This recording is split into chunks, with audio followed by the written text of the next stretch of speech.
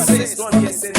My prophet Magaya got this message. Mimi Sailari, Banojifanza, Pavanojiba Aiwa, Shino da Kanza. Only one under Kunyamwera, Nekote Mansa, when the gay and the Tekayeta. Are your PhD Minis International? PhD, Unopona, Otoka Wakabata Wako Munana.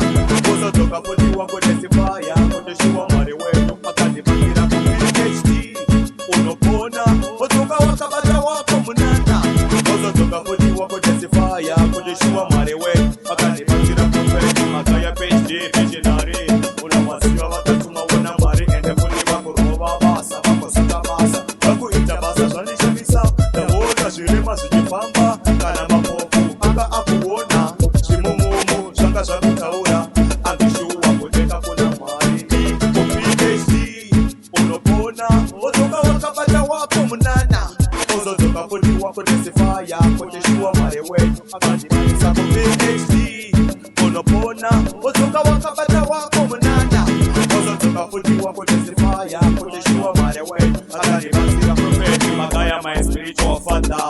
Wanopita in the prophetic randa, Nayataka Wanda Vachimata, Achitisota, Wanotisova, PhD, Unopona, Otoka Wakabata Wako Munana, Otoka Poti Wako Tesifaya, Koteshua Marewe, Akandi Manisa, PhD, Unopona, Otoka Wakabata Wako Munana, Otoka Poti Wako Tesifaya, Koteshua Marewe, Akandi Manisa, Wakona, Profita Abo Wadishika, Madimone Anotanga Kupanika, Otosio Panisha Koitika, Sibara Mareri Nengera Moroka, Honorwara Maya Vakupora, Shirima Shakufamba, Sibara Marira Kuiti Saminana, Jawasa Matenga Isotino Tenda, hey, PhD, Unopona, Otoka Wakabata Wako Munana, Otoka Poti Wako Tesifaya, Koteshua Marewe, Akandi Bakira PhD, Unopona, Otoka Wakabata Wako Munana, Otoka Poti Wako Tesifaya, Koteshua Marewe,